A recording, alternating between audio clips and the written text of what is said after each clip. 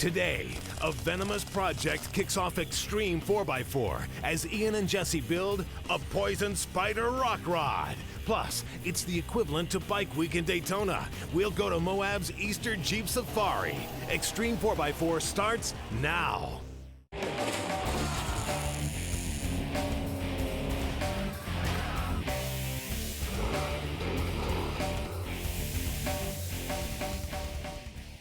Welcome to Xtreme 4x4 and our most ambitious project yet.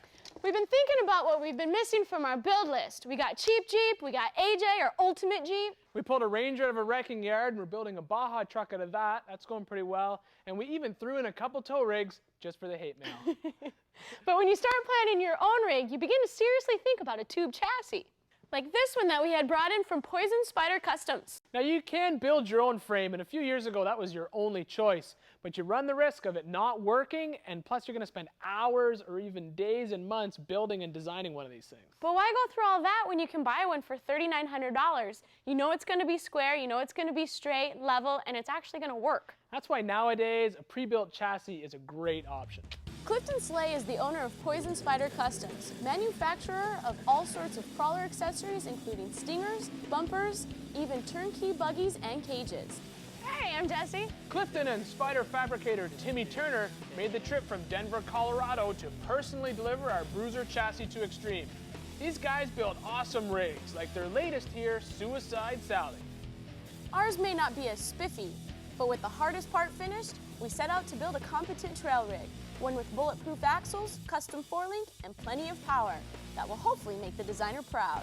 I can't wait to see what you guys make of it. I'm sure it's going to be an awesome machine, and we'll be back and we'll see you on the trail.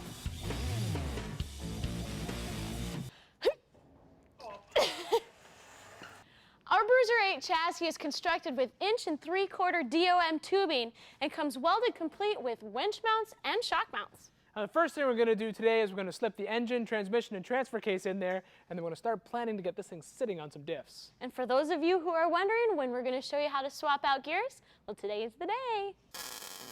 For the drivetrain goodies, we decided to go with the crate engine and a crate transmission from GM Performance. We flipped through the catalog and chose a V8 LS1 because it delivers a good torque curve that peaks at 365 at 4,000 RPM. And because it's aluminum, it'll give us a good power to weight ratio. Now behind that LS1, we're going to be slipping in this 4L65E electronically controlled transmission. Now this is a great trans to put in behind a small block, and it's a 4-speed unit with a 3.08 first gear for slow speed crawling, but it also has a 0.07 overdrive for when you really want to fly through the dunes. Now the best thing about one of these packages from GM Performance is that this isn't some wrecking yard find that someone rebuilt and crated up. This is a brand new engine with all the newest stuff right off the assembly line. The next item to be going on our rock rod is a transfer case. We wanted to stick with our crate theme, so we went to advanced adapters for an Atlas II. And since the Bruiser will be spending most of its life on the rocks, we went with the ultimate low 5/0 gear ratio, which means that when I spin the input shaft, the output shaft will spin 5 times slower than the input, giving us speed reduction and torque increase. So with the transmission in first gear, we'll get a gear ratio of about 15:1. And of course, Advanced sent us all the adapter plates that we need to get this bolted up to our transmission.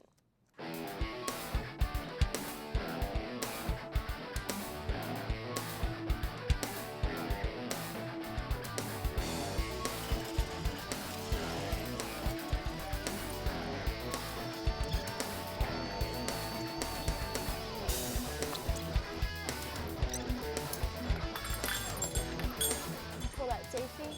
Yep.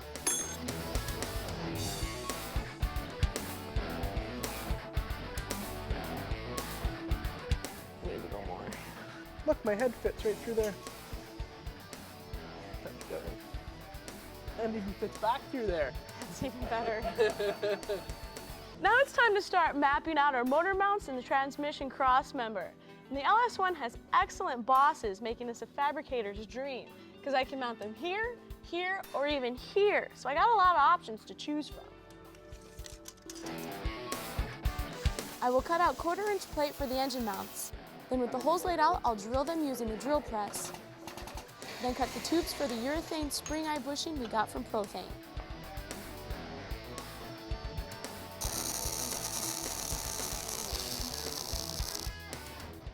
finished welding this piece all together while it's bolted onto the engine and onto the frame, because this frame is going to act like a jig and not allow it to twist from the heat of the welding. Now, if I were to finish welding it out on the table, it would deflect, and when I would try to line these bolts back up, they wouldn't line up, and that would really suck.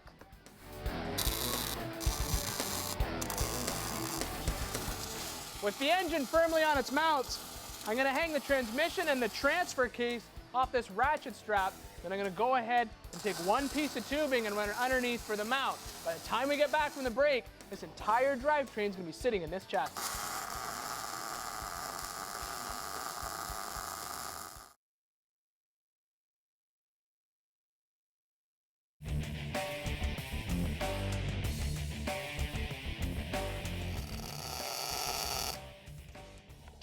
Welcome back to our Xtreme Poison Spyder build. We've already dropped in our wicked drivetrain that consists of an LS1, a 4L65E transmission, and an Atlas 2 transfer case. And now it's time to deal with the axles. Now, we've been opening a lot of crates on this project, so why stop now? Well, because you asked us to. You wanted to know when we were going to do a Boneyard axle buildup. So here they are, a couple Dana 60s that we got from Condon's Auto Parts, a great source for used four-wheel drive parts. And we're going to build these what we consider bomb-proof axles. But before we put gears in this front axle, it needs a little work first. So I'm going to tear into the rear axle, and I'm going to replace the carrier with this Detroit locker we got from Track Tech, and then I'm going to spin that with some 513 gears we got from Superior Axle and Gear. Now these gears will give us a great bottom end run, but with our tire combination we'll still have half decent top end speed. Now a differential is a mysterious item, and these gears are the first part of the puzzle as to what goes on inside that diff. As you drive your truck, power from the engine is split in two and sent to either wheel by the differential. Whether you have an open diff or a locker, the real work inside the diff happens when you turn a corner and the wheels have to travel at different speeds. While the gear reduction and power splitting are handled by the ring gear and drive pinion, the differential action uses the side gears and pinion gears, sometimes referred to as spider gears. The ring and drive pinion are still turning the same speed, but with the spider gears working their way around the side gears, the input speed is divided between both wheels, allowing them to travel at different speeds. The Detroit locker replaces those spider gears with a spider and clutch assembly that's going to maximize traction, but it's still going to allow for that differential action. Now, replacing a ring and pinion may seem like a big job, but trust me, if you can rebuild an engine, you can easily swap a set of gears. With the rear 60 on jack stands, I will pull the axle shafts, then pop out the carrier. When starting with an existing gear set, I like to check the feel of the pinion rotating torque, then pop out the pinion gear and remove the bearing races. Now here's a trick when you're doing this job. You're going to have to press that new bearing onto the pinion. So I'm going to take this old bearing and I'm going to cut the cage off of it, a pair of side cutters. I'm going to peel it open and pull all the rollers off. I'm going to use this inner part on top of the new pinion with a piece of tubing to press that new bearing on. Now the carrier, the shims to set bearing preload go between the side bearings and the carrier themselves. And we're going to have to take this apart and put it together a whole lot during this setup. So I'm going to take the old bearings, I'm going to grind out the inside of the die grinder until they fit on and off, and we can take it apart easier.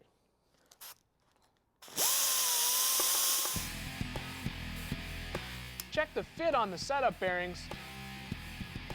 Install the new ring on the Detroit locker and torque the bolts to 110 foot-pounds. Place the new Detroit locker into the rear axle and using a dial indicator, move the carrier back and forth. This is the total amount of shims we need, 78 thousandths of an inch. With that number recorded, install the pinion bearings. Install the pinion shims into the carrier, followed by the bearing race. And install the pinion into the rear axle and check the rotating torque. With the pinion in place, we will set the carrier in the housing and move it back and forth again, measuring in the same location with the dial indicator. This will tell us how many shims are needed on the ring gear side of the carrier. With the carrier removed, we pull the setup bearings and place 50 thousandths worth of shims on the ring gear side. Then the remaining 38 thousandths plus 15 thousandths for bearing preload are installed on the opposite side. With the bearing caps torqued, we're going to go ahead and check backlash using a dial indicator. Now you want between 4 and 9 thousandths of an inch worth of play between the ring and the pinion. Now if you have too much backlash, you take a shim from this side of the carrier and move it to this side, and that will move your ring gear closer to the pinion. If you have too little of backlash, you take a shim from this side of the carrier and move it to this side, moving that ring gear away from the pinion. Once you have the correct backlash, we can check the gear tooth pattern with the paint, and if everything looks good, we take it all back apart, put the new bearings on the carrier, and assemble it for good.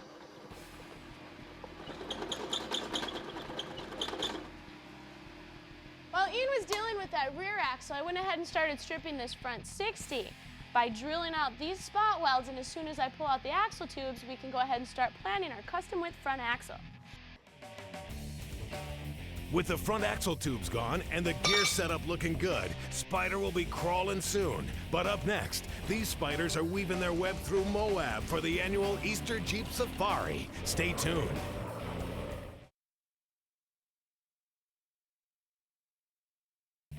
Got an idea for the show? Drop us a line at Xtreme4x4TV.com. Welcome back, people. We're in the middle of our Poison Spyder build. We've dropped in a killer drivetrain into our pre-built chassis, and we're in the process of rebuilding some junkyard axles. This thing's going to turn out to be a truly competent trail rig, something that we could take out to Moab's Easter Jeep Safari.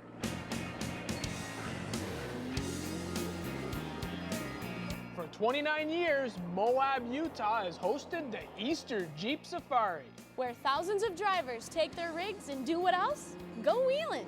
There we go. Each time you come out here, you're seeing better built rigs, better technology. To me, it's like the Sturgis of off-roading. It's a year's worth of work that you get a release in a week's time. Southern Utah is known for breathtaking scenery, thousands of miles of trails, and that infamous Moab slick rock. The name is a little tricky. Slick rock came from the old days when they were riding horses with the metal shoe horses, so that was slicking. This way it works way better with the rubber tires. It actually gives us quite a lot of traction. Might actually be a handicap because if you're not too good of a driver, the rock will still pull you through. Clifton Slay is one of the most well-known builders in the world, and he's been tearing up this rock for 15 years. Out here you will see everything. It's awesome. This year, Clifton led the Xtreme 4x4 TV and Dirt Sports Magazine Hardcore Run.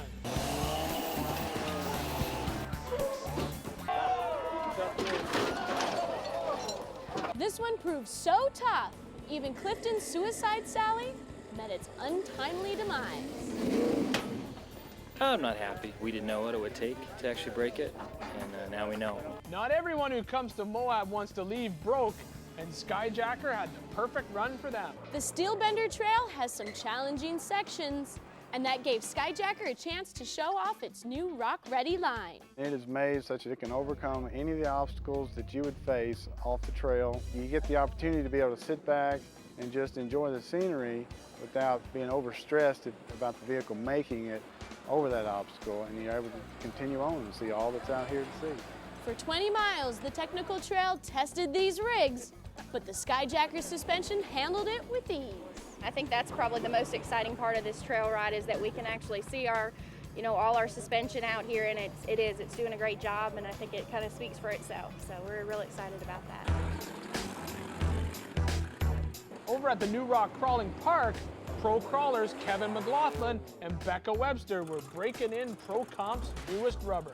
We're doing tire testing for Pro Comp tires, new SRC super sticky rubber compound. As you know, in every type of racing, rubber is probably one of the most intricate part of the vehicle. And the super stickies were just that. They worked awesome. It was unbelievable how they're hooking up. The tire just seems to be grabbing. I don't know what they do. I don't design the tires, but whatever they did, it works. Whether running it hard or just enjoying nature, for the thousands that make the annual trip to Moab, it's all about the love of getting in a four-wheeler and hitting the trail. And after all, it's Mother Nature. You got a motor, you're out here having fun, a great lunch, and a good bunch of people to be with, so it's really fun.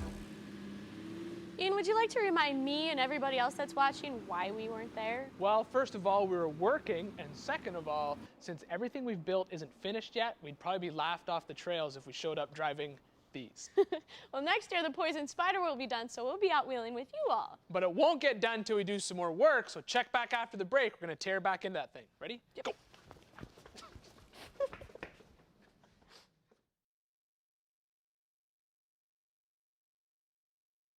For more information on anything you've seen today, check us out online, Xtreme4x4TV.com. Welcome back to Xtreme 4x4. Our rear 60 has a new Detroit locker and set of Superior gears in there. I'm going to pull out these old axle shafts so we can measure them and have Superior make us some new 35 spline units. Then we can go ahead, get this axle on some tires, get it underneath the back of the chassis so we can start measuring for links. We went to Nitto Tire for these 38 by 15.5 mud grapplers. These have always been a great off-road tire thanks to their computer-designed tread pattern and their super thick side lugs. And they've been working on the rubber compounds, so they're biting really awesome on the rocks. We wrapped those tires around a set of 20 by 10 Mickey Thompson Classic 2s that we got online from National Tire and Wheel. Now these are a fully polished aluminum wheel, and they have steel inserts in the lug holes for extra strength at the flange. With the axle back here, we can go ahead and start figuring out our ride height, axle center line, and then we can start planning out our 4-link system. Ready? Yep. A link suspension is something that we could honestly do an entire show on, and we will later on. But for this chassis, we had the ability to look at other bruisers and talk to other builders to get a good starting point.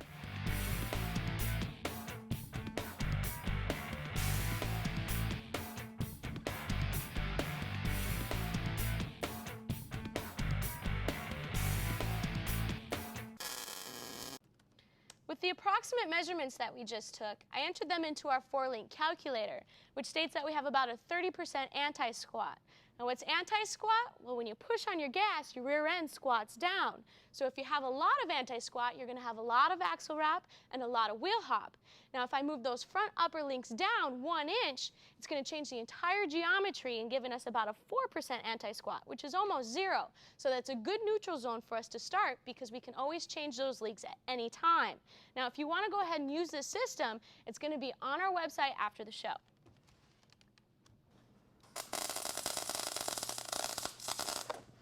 Now before we even think about a link system for the front of this truck, we're actually going to need an axle. Now this center section is going to be the beginning of an ultimate front axle for this truck. And I'm just going to set it in place on these jack stands so we can get an idea of what kind of tube links we're going to need.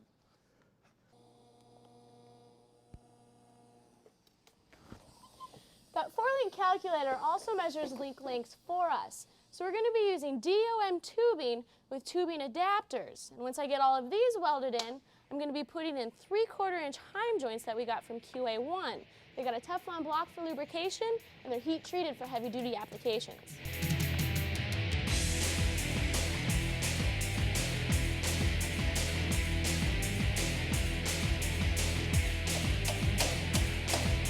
With the links in there, we can check everything and then burn it into place. And the next week we'll get in the front end, we'll plumb it, we'll wire it, and hopefully we'll get it running. Same Xtreme time, same Xtreme channel. Thank you, Batman.